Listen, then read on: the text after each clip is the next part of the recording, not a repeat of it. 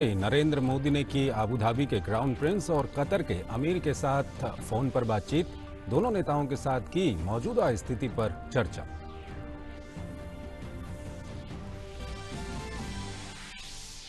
प्रधानमंत्री नरेंद्र मोदी ने अपने ट्विटर पर शेयर किया एक बच्ची का वीडियो में बच्ची अपने पिता को लिख रही है एक पत्र में कोरोना वॉरियर्स बनने का संदेश।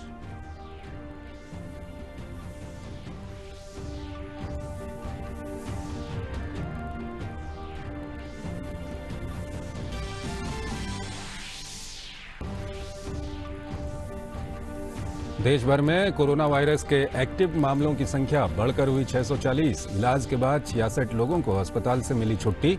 अब तक 17 की मौत। ओडिशा करेगा कोविड-19 से निपटने के लिए सबसे बड़े अस्पताल का निर्माण। इजराइल ने भारत का आभार व्यक्त किया है क्योंकि एयर इंडिया ने इजराइल के करीब 300 छात्रों को भारत से इजराइल पहुंचाया है। और आपको बता दें कि केंद्र सरकार ने आवश्यक वस्तुओं की उपलब्धता बनाए रखने के लिए कुछ दिशा निर्देश जारी किए हैं और गृह मंत्रालय ने सभी को कहा है कि ई कॉमर्स को चालू रखें और होम डिलीवरी की कोशिश करें। वहीं दुनिया भर में कोरोना से मरने वालों की संख्या 21,000 के पार पहुंच गई है। संक्रमितों का आंकड़ा 4.5 लाख से ज्यादा हो गया है। कोविड-19 मामलों में अमेरिका में चीन से भी ज्यादा इजाफा हुआ है। कोविड-19 के चलते यूएस में बेरोजगारी की संख्या रिकॉर्ड स्तर पर पहुंच गई है। और आइए अब बुलेटिन को शुरू करते हैं और सबसे पहले बात करते हैं कोविड-19 या कोरोना वायरस की।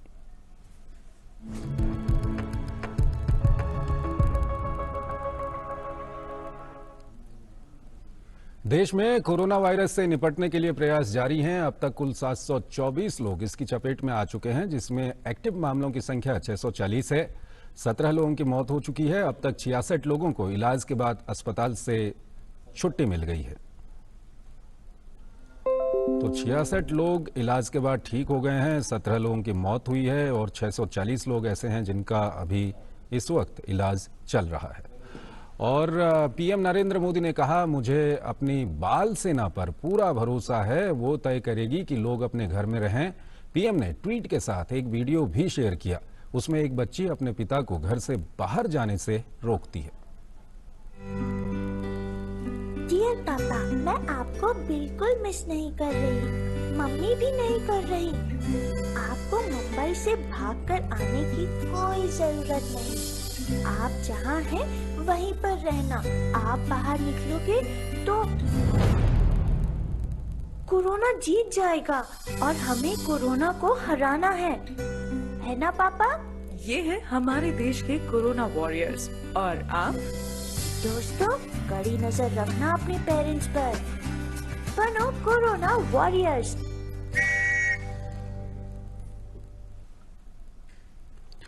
प्रधानमंत्री नरेंद्र मोदी ने संयुक्त अरब अमीरात के युवराज शेख मोहम्मद बिन जायद अल नहयान और कतर के अमीर शेख तमीम बिन हमद अल थानी से टेलीफोन पर बात की और बातचीत के दौरान कोरोना महामारी से उत्पन्न स्थिति पर चर्चा हुई। प्रधानमंत्री ने मौजूदा हालात में प्रवासी भारतीयों के स्वास्थ्य और सुरक्षा पर व्यक्तिगत रूप से ध्यान देने के लिए युवराज को धन्यवाद दिया। दोनों नेताओं ने कोविड-19 महामारी के संबंध में उनकी सरकारों द्वारा उठाए गए कदमों के साथ साथ अपने अपने देशों की स्थिति और इससे संबंधित जानकारी और विचार साझा किए। अपनी बातचीत के दौरान पीएम मोदी और कतर के अमीर ने आशा व्यक्त की कि सभी प्रभावित देशों द्वारा इस बीमारी को फैलने से रोकने के लिए उठाए जा रहे कदमों और प्रयासों के जल्द ही सकारात्मक परिणाम सामने आएंगे। और एक अच्छी खबर आप सब लोगों के लिए। केंद्रीय सूचना और प्रसारण मंत्री प्रकाश जावड़ेकर ने ट्वीट कर कहा, जनता की मांग पर कल शनिवार 28 मार्च से रामायण का प्रसारण पुनः दूरदर्शन के नेशनल चैनल पर शुरू होगा। पहला एपिसोड सुबह 9 बजे और दूसरा एपिसोड रात 9 बजे प्रसारित होगा। केंद्र सरकार ने आवश्यक वस्तुओं की उपलब्धता बनाए रखने के लिए मानक परिचालन प्रक्रिया यानी कि एसओपी जारी की है। गृह मंत्रालय ने सभी राज्यों के मुख्य सचिवों को लिखे एक पत्र में कहा है कि सोशल डिस्टेंसिंग सुनिश्चित करते हुए आवश्यक वस्तुओं की आपूर्ति श्रृंखला जैसे उनके उत्पादन, स्थानीय दुकानों के जरिए उनकी थोक और खुदरा बिक्री और ई कॉमर्स कंपनियों के माध्यम से उनकी आपूर्ति सुनिश्चित करनी होगी। आदेश में कहा गया है केवल निर्दिष्ट आवश्यक वस्तुओं की आपूर्ति होगी। अनुपालन सुनिश्चित करने के लिए उन्हें इसका दस्तावेज भी पेश करना होगा जिसकी जांच की जा सके। एसओपी में कहा गया है कि और इस वक्त खबर मिल रही है कि रिजर्व बैंक ऑफ इंडिया के गवर्नर एक प्रेस कॉन्फ्रेंस कर रहे हैं। आइए आपको सीधे वहीं लिए चलते हैं। The media, we hold a regular press conference, but now due to the need for social distancing and the precautionary steps which we are required to take, all of us, I decided to address the media. And since there is no press conference, I have tried to make my statement as explanatory as possible, as self-explanatory as possible, so that the room for questions, etc., are minimized considerably. So therefore, the statement is a bit long. I request your patience, and I would also request you to please be patient till the end, because towards the concluding paragraphs, I have tried to give some forward guidance. In view of the COVID-19 pandemic, the Monetary Policy Committee decided to advance its meeting, which was originally scheduled on 31st March and 3rd April, and the announcement was due to be made on 3rd April. We decided to announce it to 24th, 26th, and 27th. Accordingly, the MPC met on 24th, 26th, and 27th March and undertook a careful evaluation of the current and evolving macroeconomic and financial conditions, and of course the outlook. I wish to take this opportunity to express my sincere thanks to the MPC members for responding so quickly. I also wish to place on record my appreciation of all the staff and officers of RBI for their excellent cooperation in facilitating this. After extensive discussions, the MPC voted for a sizable reduction in the policy repo rate and for maintaining the accommodative stance of monetary policy as long as necessary to revive growth, mitigate the impact of COVID-19 while ensuring that inflation remains within the target.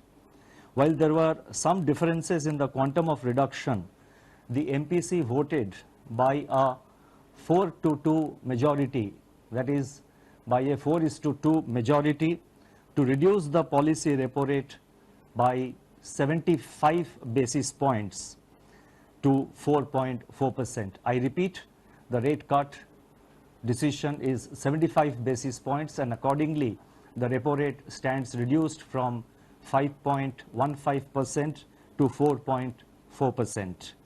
Simultaneously, the fixed rate reverse repo rate, which sets the floor of the liquidity adjustment facility, that is the LAF corridor, was reduced by 90 basis points. I repeat, 90 basis points to 4%, thus creating an asymmetrical corridor.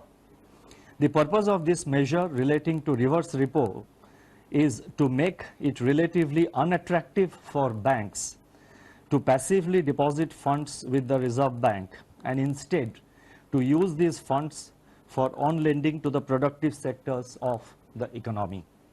It may be recalled that during the month of March so far, the banks have been parking close to rupees 3 lakh crore on a daily average basis under the reverse repo, even as the growth of bank credit has been steadily slowing down. This decision and the advancement of the MPC has been warranted by the disruptive force of the coronavirus.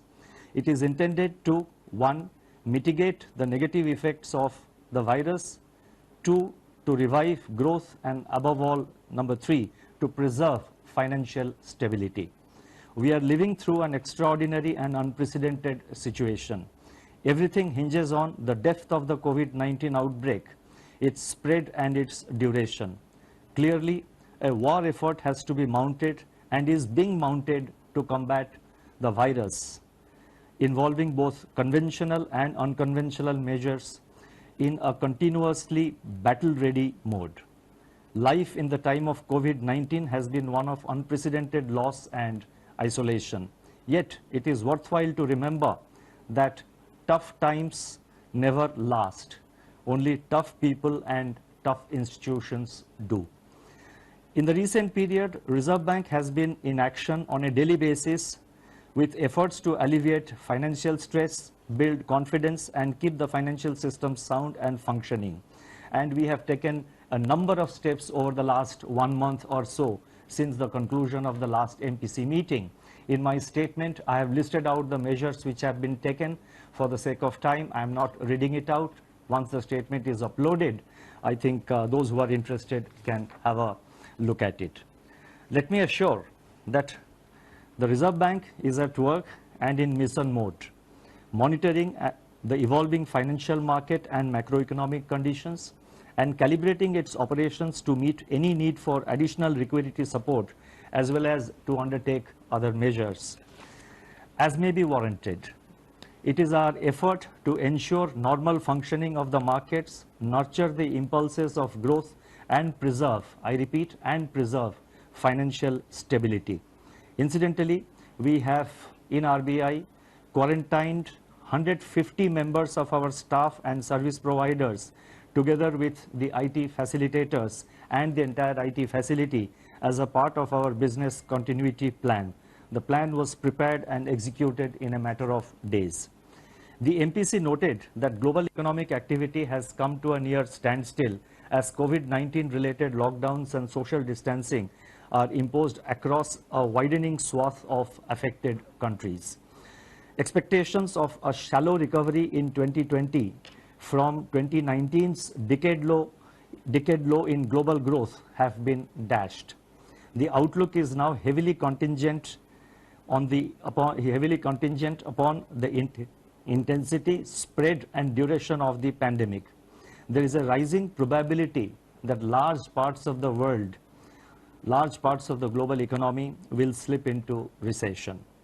Turning to growth in India, the implied GDP growth of 4.7% in Q4 of 1920 in the second advance estimates of the National Statistics Office, which was released in February 2020, within the annual estimate of 5% for the year as a whole, is now at risk.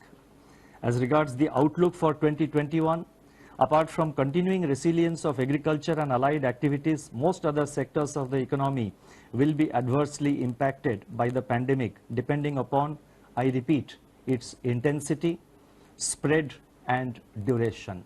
We have to recognize that the government has taken timely and appropriate measures to contain these three factors, that is to contain intensity, spread and duration.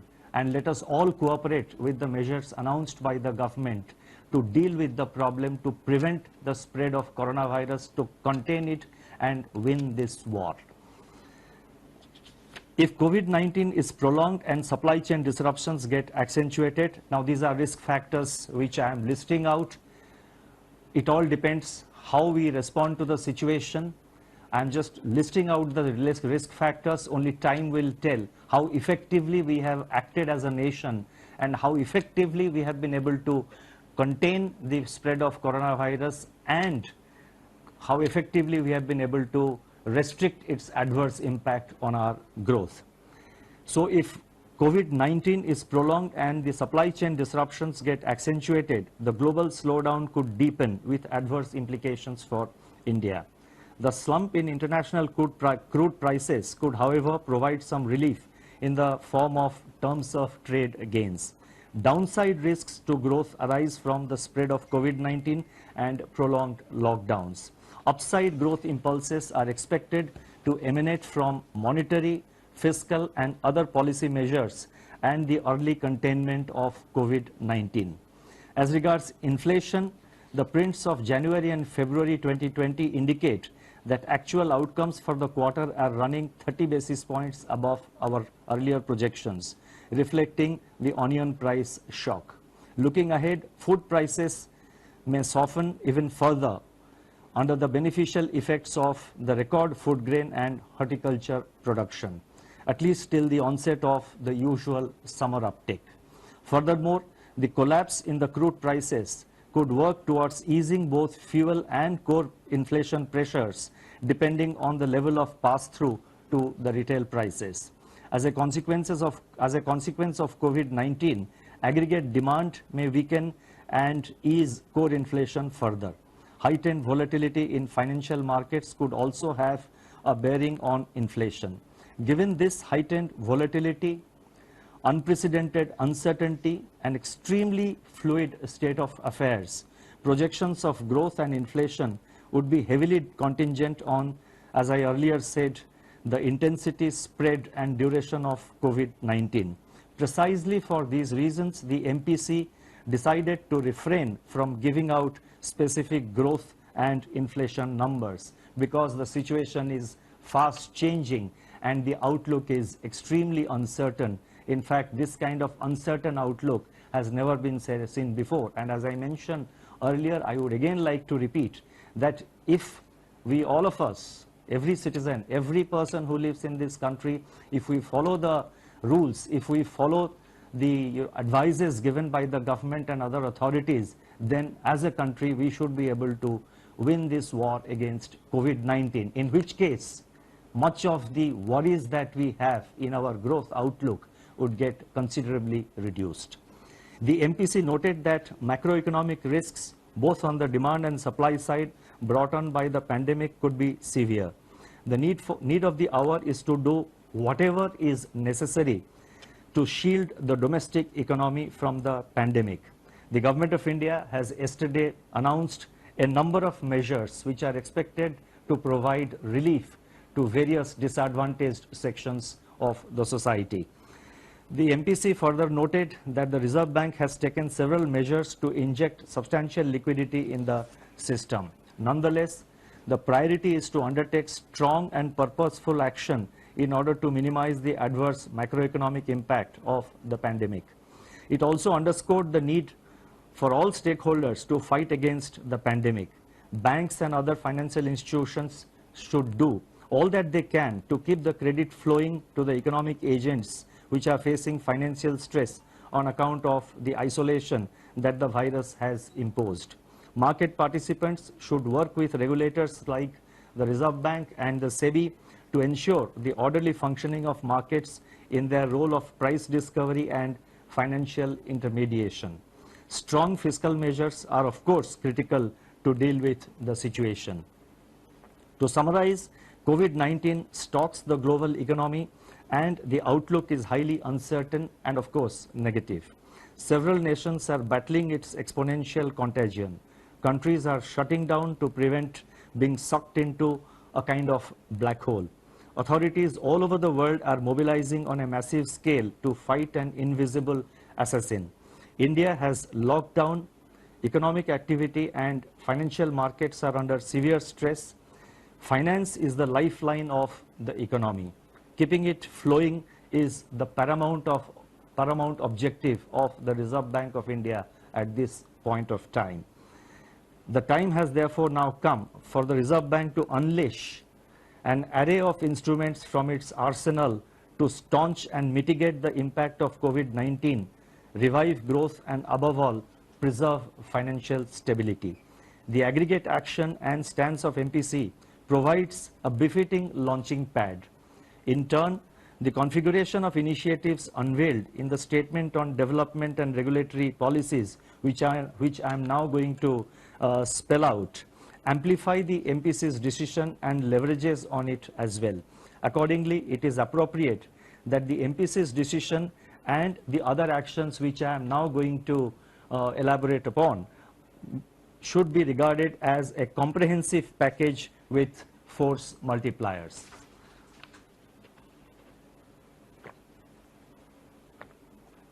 The developmental and regulatory policies can broadly be delineated under 4 categories. First, measures to expand liquidity in the system sizably to ensure that financial markets and institutions are able to function normally in the face of COVID-related dislocations.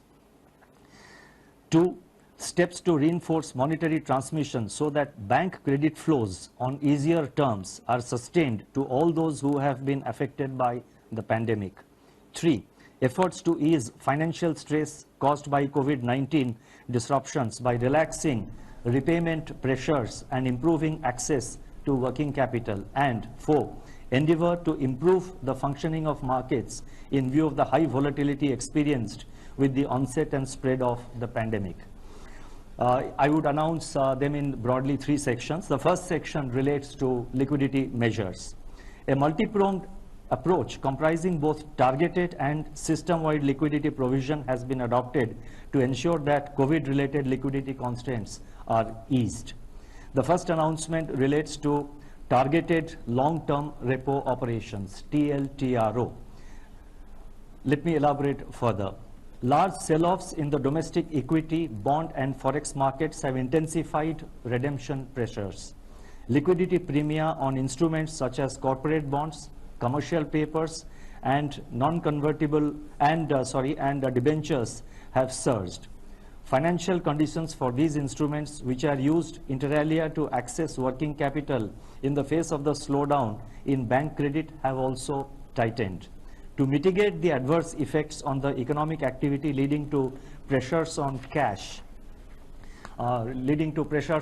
flows across sectors, the Reserve Bank will conduct auctions of targeted long-term repos of up to 3-year tenor of appropriate sizes for a total amount up to rupees 1 lakh crore at a floating rate linked to policy repo rate. Liquidity availed under the scheme by the banks has to be deployed in investment-grade corporate bonds, commercial paper and non-convertible debentures over and above the outstanding level of their investments in these bonds as on March 25, 2020. Eligible instruments comprise both primary market issuance as well as secondary market purchases, including from mutual funds and non-banking finance companies. Investments made by the banks under this facility will be classified as held to maturity, HTM, even in excess of 25% of the total investment permitted to be included in HTM portfolio. Exposures under this facility will also not be reckoned under the large exposure framework. The first auction of rupees 25,000 crores under this arrangement will be conducted later today. The relevant notification in this regard is being issued separately. The second announcement under the liquidity measures includes cash reserve ratio, CRR.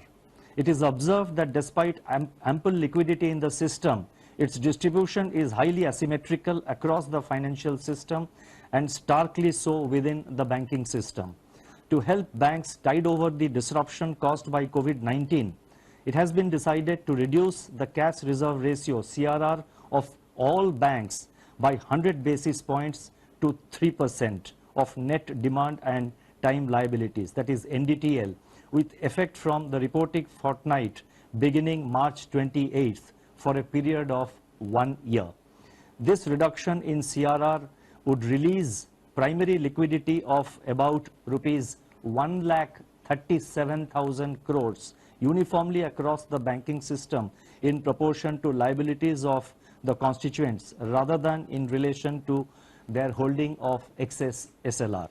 Furthermore, taking cognizance of hardships faced by the banks in terms of social distancing of staff and consequent strains on reporting requirements, it has been decided to reduce the requirement of minimum daily CRR balance maintenance from 90% to 80%, effective from the first day of the reporting fortnight beginning March 28, 2020. This is a one-time dispensation available up to June 26, 2020. The next announcement relates to marginal standing facility. In view of the exceptionally high volatility in domestic financial markets, which brings in phases of liquidity stress, and also to provide comfort to the banking system, it has been decided to increase the accommodation under the marginal standing facility, MSF, from 2% of the statutory liquidity ratio, SLR, to 3% with immediate effect. This measure will be applicable up to June 30th, 2020.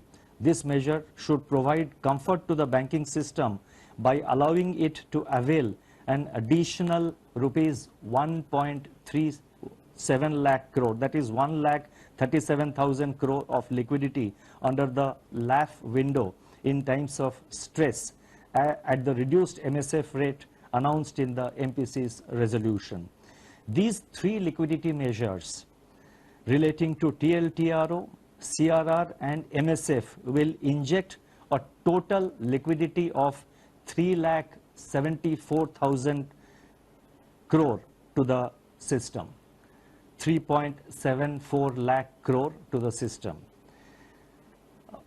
We have also decided to widen the monetary policy rate corridor. Let me elaborate. In view of persistent excess liquidity, it has been decided to widen the existing policy rate corridor from 50 basis points to 65 basis points. Under the new corridor, the reverse repo rate under the liquidity adjustment facility would be 40 basis points lower than the policy repo rate as against the existing 25 basis points. The marginal standing facility rate would of course continue to be 25 basis points above the policy rate. The second set of measures relate to regulation and supervision. That is basically certain regulatory measures. Alongside liquidity measures, it's very important that steps are taken to mitigate the burden of debt servicing brought about by disruptions on account of the COVID-19 pandemic. Such steps in turn will go a long way to prevent the transmission of financial stress to the real economy and ensure the continuity of viable businesses and provide relief to borrowers in these extraordinary times. Under these measures relating to regulation, the first measure is with regard to moratorium on term loans. All commercial banks, including regional rural banks, small finance banks, and local area banks, cooperative banks, all India financial institutions, and NBFCs, including housing finance companies and microfinance institutions, that is, all lending institutions basically in the system, are being permitted to allow a 3-month moratorium. I repeat, all the lending institutions are being permitted to allow a moratorium of 3 months on payment of installments in respect of all term loans outstanding as on 1st March 2020. The second measure under this relates to deferment of interest on working capital facilities. In respect of working capital facilities sanctioned in the form of cash credit, overdraft, lending institutions are being permitted to allow a deferment of 3 months on payment of interest in respect of all such facilities outstanding as on 1st March 2020. The accumulated interest for the period will be paid after the expiry of the deferment period. The moratorium on term loans and the deferring of interest payments on working capital will not result in asset classification downgrade. The next announcement relates to easing of working capital financing. In respect of working capital facilities sanctioned in the form of cash credit, overdraft, lending institutions are allowed to recalculate drawing power by reducing margins and or by reassessing the working capital cycle for the borrowers. Such changes, I repeat, such changes will not result in asset classification downgrade. The moratorium on term loans, the deferring of interest payments on working capital, and the easing of working capital financing, which I just announced, will not qualify as a default for the purpose of supervisory reporting and reporting to credit information companies by the lending institutions. Hence, there will be no adverse impact on the credit history of the beneficiaries. The next announcement relates to deferment of implementation of Net Stable Funding Ratio, NSFR. The Net Stable Funding Ratio, which reduces funding risk by requiring the banks to fund their activities with sufficiently stable sources of funding over a time horizon of 1 year in order to mitigate the risk of future funding stress, was required to be introduced by the banks in India from 1st April 2020. It has now been decided to defer the implementation of NSFR by 6 months to 1st October 2020. Deferment of last tranche of capital conservation buffer. That is the next announcement. The capital conservation buffer, CCB, is designed to ensure that banks build up capital buffers during normal times, that is outside periods of stress, which can be drawn down as losses are incurred during a stress period.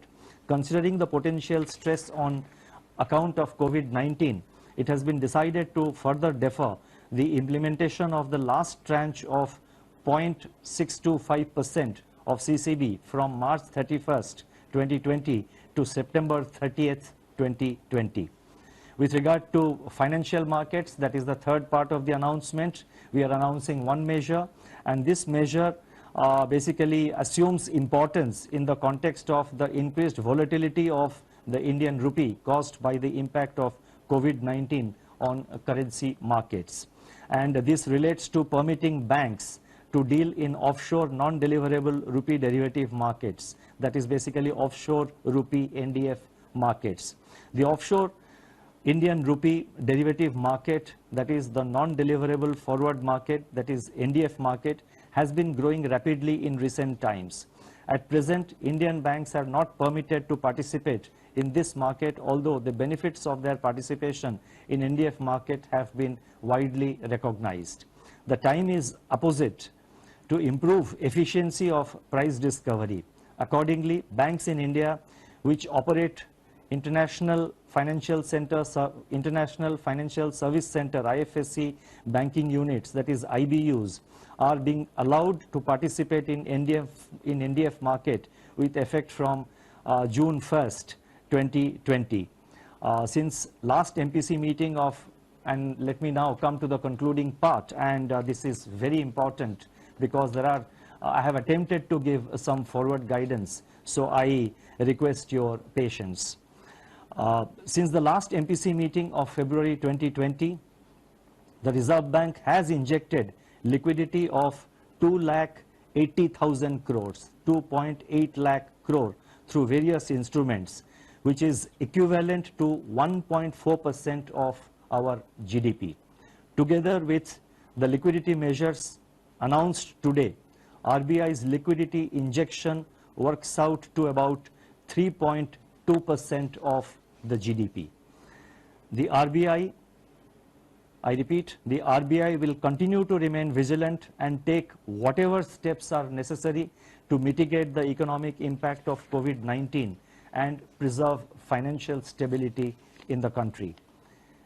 As I had stated earlier, all instruments, I repeat, all instruments, conventional and unconventional, are on the table. Before I conclude, let me reiterate that the Indian banking system is safe and sound. In recent past, COVID-19 related volatility in stock market has impacted share prices of banks as well, resulting in some panic withdrawal of deposits from a few private sector banks. It would be fallacious to link share prices to safety of deposits. As I have mentioned in my earlier interaction with the media, depositors of commercial banks, including private sector banks, need not worry on the safety of their funds. I would therefore urge members of public as well as various public authorities who have deposits in private sector banks not to resort to any panic withdrawal of their funds. Their funds are safe. In conclusion, let me say that in spite of the very challenging environment, I remain optimistic. It is worthwhile bearing in mind that the macroeconomic fundamentals of the Indian economy are sound and in fact stronger than what they were in the aftermath of the global financial crisis of 2008-9. The fiscal deficit and the current account deficit are now much lower. Inflation conditions are relatively benign, and financial volatility measured by change in stock prices from recent peaks and average daily change in exchange rate of the rupee is distinctly lower. COVID-19 is upon us, but this too shall pass. We need to remain careful, take all precautionary measures. I leave you with this comforting thought: stay clean, stay safe, and go digital. Thank you very much.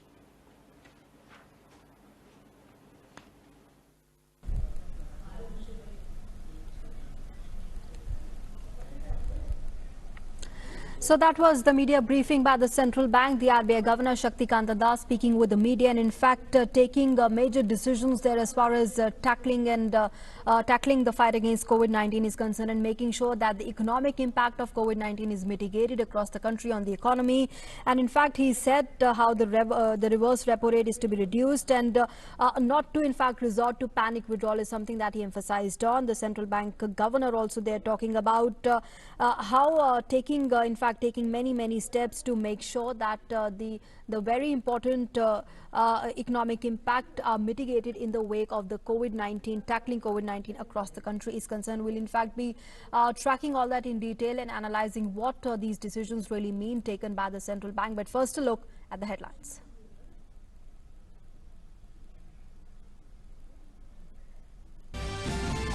Prime Minister Modi holds telephonic conversation with the Crown Prince of Abu Dhabi and the Emir of Qatar discusses strategy to counter the COVID-19 pandemic. The number of active cases of COVID-19 in the country has increased to 640. 66 people have so far been discharged from hospital after treatment. 17 people have died. Odisha to build the largest hospital dedicated to COVID-19 patients. Air India flies out more than 300 Israeli citizens from New Delhi to Tel Aviv. Another batch of Israel citizens will fly back home today from New Delhi. Israel expresses gratitude.